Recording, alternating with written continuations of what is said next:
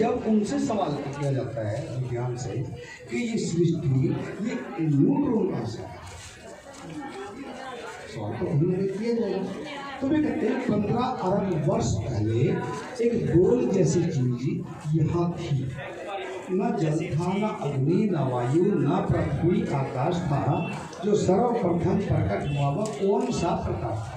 तो वो कौन सी ऐसी चीज थी जिसने इतने बड़े बड़े सूरज बनाए, चांद बनाए, पृथ्वी बनाए, तारे बनाए?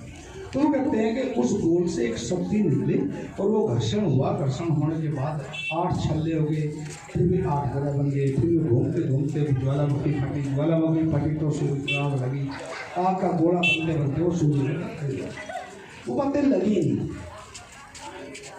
सिद्ध कर रखी है विज्ञान ने, लेकिन विज्ञान अभी बहुत छोटी है, ज्ञान बहुत बड़ी चीज़ है। ज्ञान एक अथाह सागर है और विज्ञान अभी उसकी बच्ची है। तो हमने उनको बताया कि आखिरकार एक बात बताइए, जब वो बोल, जब यहाँ पृथ्वी नहीं थी, जब यहाँ जल भी नहीं था, हवा भी नहीं थी, तो वो बोल रखी कहाँ थी? वो बोल रखी कहाँ थी? तो उसका जवाब उनको पास मिला। तो हमने उनको बताया आपके पास तो है परमाणु, हमारे पास है परम जमा आत्मा। यहाँ क्या है? परम जमा अणु। परम यहाँ भी है और परम यहाँ भी है। अब अणु, परम जमा अणु यहाँ हो गया। अणु ही एक आत्मा है और आत्मा ही एक अणु है। किसका अणु है? उस परम आत्मा, परमात्मा का। जो परम आत्मा को, जो हम सब आत्मा को बनाती है, उन सब ये तो परम है, जो उत्तम है, अति उत्तम है। इसको क्या है? गुड, वेरी गुड और एक्सीलेंट। ये एक्सीलेंट है, यानी कि इससे परे कुछ भी नहीं है। तो हमने बताया ये सृष्टि जो है वो परमात्मा ने बनाई, और परमात्मा जो है वो परमात्मा एक निराकार है।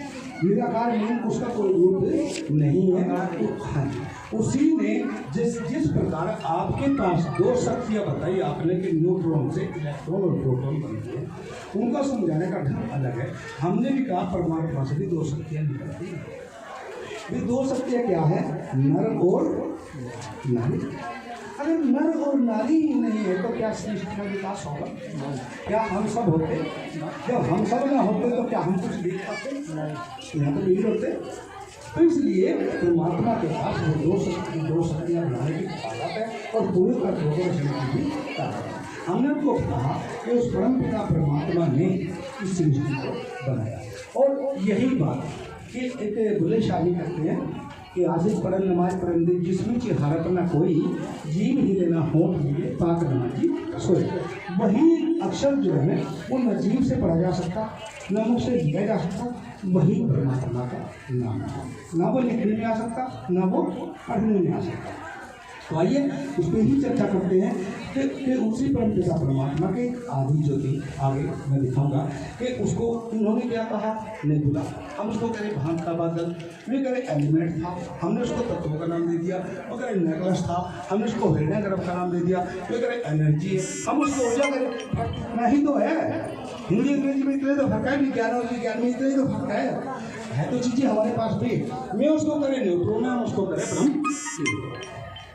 अब ये कीमिलवा क्या है? इस कीमिलवा के बारे में आइए चर्चा करते हैं। देखिए वो परमात्मा है, वो निराकार है। निराकार की कोई हो तो कोई आकृति नहीं हुआ करती, लेकिन हमने आपका ध्यान को केंद्रित करने के लिए यहाँ एक तस्वीर ऐसी बनाई हुई है, जबकि निराकार की कोई तस्वीर नहीं है। तो आइए इस पर चर्चा करते हैं। इसी संबंध के बारे में एक शब्द हुआ जिसके बारे में कहा गुरु नानक जी ने कि इको सुमरिए नानका जो जलथल रहा समाए, दूजे काहे सुमरिए जो जमे थे मर जाए। भाई उसको सुमरना चाहिए जो ना पैदा हुआ और ना कभी मरेगा। जो पैदा हुआ और फिर मर गया वो तो इंसान हो सकता है, वो भगवान नहीं हो सकता। इसी सबक के बारे में कबीरदास जी अपनी वाणी में कह रहे हैं कि पाथर पूजे पढ़े पुराना सारे शब्द का ब्रह्म, वो एक शब्द है। उसी शब्द के बारे में फिर गुरु नानक जी कह रहे हैं कि इनको एक ओंकार सत्य नाम, वो सतनाम जो है, एक ओंकार सतनाम करता परख निर्भर अकाल मूर्ति अर्जुन से गुरु प्रसाद जब काल सच विवाद सच नानक हो सभी सच। वो सत्य है, वो सदा था, सदा है और सदा ही रहेगा। तो हमने उसका नाम रखा क्योंकि इसी नाम को, इसी परमात्मा को अनेकों नाम दिए गए हैं। इसी ने उसको क्या कहा? उसको कहा गॉड।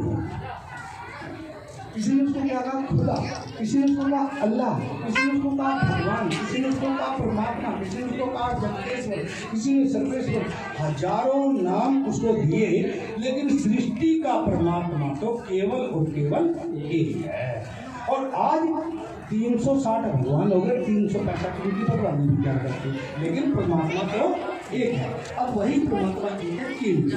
आइए इस तीन के बारे में जानते हैं। तीन शब्द को जरा खोलने की कोशिश करेंगे। तीन छोटी की मात्रा लगी है, पढ़े लिखे आप। छोटी की मात्रा से इच्छा, इच्छा हुई कि मैं सृष्टि की रचना करूं, क्योंकि यह कुछ भी नहीं है। इसकी इच्छा हुई उस पिता परमात्मा निराकार की, तो उन्होंने इच्छा करी कि मैं सृष्टि की रचना करूं। जैसे ही सृष्टि की रचना करी, ना वहाँ जल है, ना अग्नि है, ना वायु है, ना पृथ्वी है, ना आकाश है, ना कोई तत्व है, ना कोई पशु है, ना पक्षी है, वह कुछ भी नहीं है। तो सृष्टि की रचना कैसे हो? वो खुद ब खुद अपने आप सोचेगा ना, उस चीज़ को अपने ही मन से सोचेगा ना, तो उन्होंने उस परमात्मा ने यानी कि जो पासार शब्द है उसी शब्द को खोलना शुरू किया। और जैसे ही वो शब्द खुला, कैसे कै, न से मैं, ल से लै, तो क्या बना? कमल। कमल बचा क्या? वैसे विश्व की रचना करने के लिए उस विश्वेश्वर ने कमल को अपने ही नाम से उत्पन्न किया। आइए सर।